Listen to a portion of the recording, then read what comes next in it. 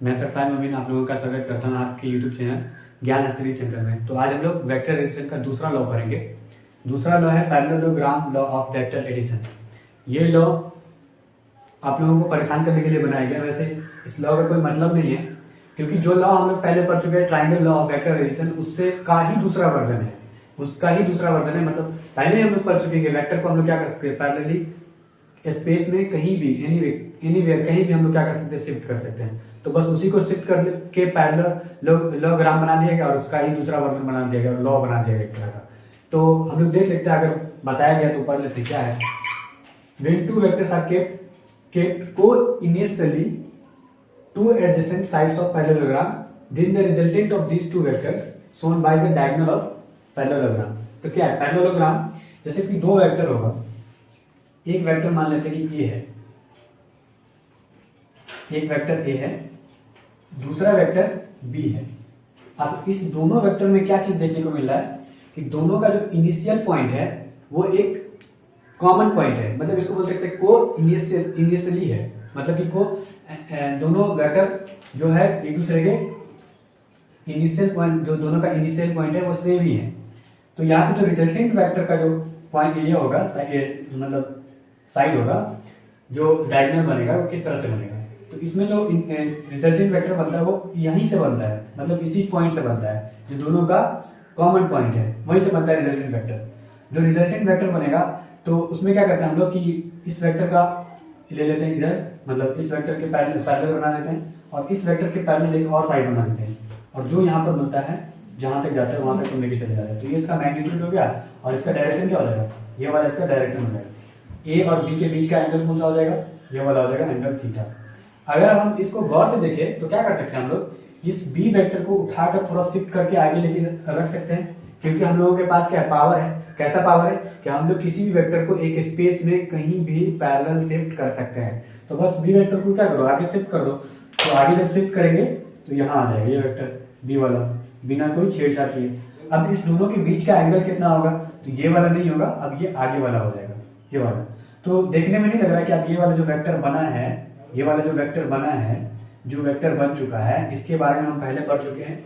तो इसमें जो रिजल्टेंट वेक्टर बनेगा वो किधर बनेगा, अब ये इधर ही बनेगा, जैसे कि इसका दिखाया गया डायरेक्शन।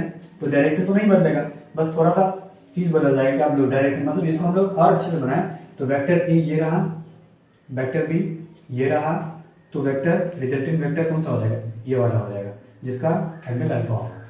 तो ये जो parallelogram of law of vector addition है, ये सेम है triangle law of vector addition की तरह है, और उसका जो डेरिवेशन है उसी की तरह है। तो जो हम लोग triangle law of vector addition में जो भी फार्मूला पढ़े, वो फार्मूला अगर हम लोग याद रखते हैं तो कोई लॉ की जरूरत नहीं पड़ेगी, आराम से हम लोग क्या कर सकते हैं, किसी भी क्वेश्चन को बना सकते हैं। कोई लकड़ी का ब्लॉक है वुड का, और उस पर एक फोर्स लग रहा है, कौन सा फोर्स, तो ये मान लेते हैं कि 2 न्यूटन का फोर्स लग रहा है, और इधर जो फोर्स लग रहा है ये 5 न्यूटन का फोर्स लग रहा है। तो हमको बताना है कि इसमें रिजल्टेंट फोर्स कितना लगेगा, इस ब्लॉक पर रिजल्टेंट फोर्स कितना लग रहा होगा। तो उसको निकालने के लिए हम लोग इसका मैग्नीट्यूड निकालते हैं, मतलब रिजल्टेंट फोर्स का मैग्नीट्यूड। उसको निकालने का एक फॉर्मूला पढ़ चुके हैं हम लोग, ए स्क्वायर प्लस बी स्क्वायर। तो उतना क्या लिखना है, ए स्क्वायर मतलब पहला वेक्टर, बी स्क्वायर मतलब दूसरा वेक्टर। तो पहला वेक्टर कौन है 5, तो 5 का स्क्वायर प्लस 2 का स्क्वायर प्लस 2 ए बी मतलब 5 × 2। अब एक क्वेश्चन है कि 5 और 2 के बीच में कितना एंगल बन रहा है, तो एक फोर्स इस डायरेक्शन में और दूसरा फोर्स जस्ट अपोजिट डायरेक्शन में, तो दोनों के बीच में जो एंगल बन रहा होगा वो 180 डिग्री का बन रहा होगा। अभी जीरो नहीं, जब दोनों एक ही डायरेक्शन में होगा तब जीरो, लेकिन दो वेक्टर अगर अपोजिट डायरेक्शन में होगा तो हम उसको क्या बोलेंगे, दोनों के बीच में एंगल कितना बनेगा 180। तो 180 डिग्री मतलब कि यहाँ पे लिख सकते हैं हम लोग कितना, cos 180 डिग्री, और cos 180 डिग्री का वैल्यू कितना होता है। अब हम लोग वेक्टर एडिशन का तीसरा लॉ और लास्ट लॉ पढ़ेंगे, polygon law of vector addition. पहला ही लॉ अच्छा है, बाकी मतलब पहला ही लॉ काम का है, बाकी सब लॉ उसी का डिराइव किया हुआ लॉ है। Polygon law of vector addition, इसमें क्या है ना कि बहुत सारे ट्रायंगल को जोड़ते हुए हम लोग क्या करते हैं, लास्ट वाला रिजल्टेंट जो ये होगा वेक्टर होगा, उसका वैल्यू हम लोग क्या मान लेते हैं, सभी वेक्टर का समेशन मान लेते हैं कि उसका एडिशन हो गया। तो यहाँ पे पॉलीगन क्या होता है कि एक से ज्यादा वेक्टर को यहाँ पे ऐड कर रहे होंगे, या एक से ज्यादा वेक्टर को ऐड करने का ये क्या है, एक लॉ बनाया गया कि एक से ज्यादा वेक्टर मिल गया तो वहां पे कौन सा लॉ लगेगा, वैसे वहाँ पे लगता ही वहाँ पे भी लगता ट्राइंगल लॉ ही है। ट्राइंगल लॉ में क्या हो रहा था कि एक वेक्टर को एक वेक्टर के हेड को दूसरे वेक्टर के टेल पे रखो और जो रिजल्टेंट वेक्टर होगा उसको उसके अपोजिट ऑर्डर में ला के रख दो, तो वहाँ पे उसका रिजल्टेंट वेक्टर मिल जाता था, इजीली मिल जाता था। तो यहाँ पे पॉलीगन लॉ में भी कुछ वैसा ही होगा। पॉलीगन मतलब कि बहुत एक से ज़्यादा वेक्टर को हम लोग क्या कर रहे होंगे, यहाँ पे ऐड कर रहे होंगे। जैसे मान लेते हैं कि एक वेक्टर ए है, ए वेक्टर है, एक वेक्टर बी वेक्टर है, एक वेक्टर सी वेक्टर है और एक वेक्टर मान लेते हैं कि डी वेक्टर है। तो यहाँ पे क्या कर रहे हैं, एक से ज़्यादा वेक्टर को ऐड कर रहे हैं। तो यहाँ पे जो रिजल्टेंट वेक्टर होगा, मतलब ए vector, B vector, C vector और डी वेक्टर का जो रिजल्ट आने वाला है वो अब इस ऑर्डर में नहीं चलेगा, इसके अपोजिट ऑर्डर में चलेगा। इस ऑर्डर में चलता है तो कहाँ जाता है, यहाँ से यहाँ आ जाता है इसका रिजल्टेंट, लेकिन इस ऑर्डर में न चल के अब इसके अपोजिट ऑर्डर में चलेगा, जो कि ट्राइंगल लॉ में भी हो रहा था। तो यहाँ पे अपोजिट ऑर्डर कौन सा होगा, अब यहाँ से यहाँ चले जाओ, मतलब कि इनिशियल पॉइंट से फाइनल पॉइंट को क्या करो, मिला दो, तो हमको क्या मिलेगा, रिजल्टेंट वेक्टर, जिसको हम लोग आर वेक्टर बोल सकते हैं।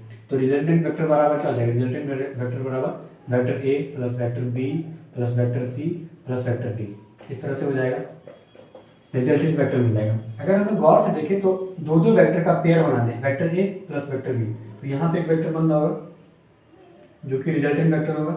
ये रिजल्टेंट वेक्टर होगा, मान लेते हैं कि कोई भी रिजल्टेंट वेक्टर हो सकता है, एक स्मॉल ए वेक्टर मान लेते हैं, तो ये हो जाएगा ए वेक्टर प्लस बी वेक्टर का समीशन।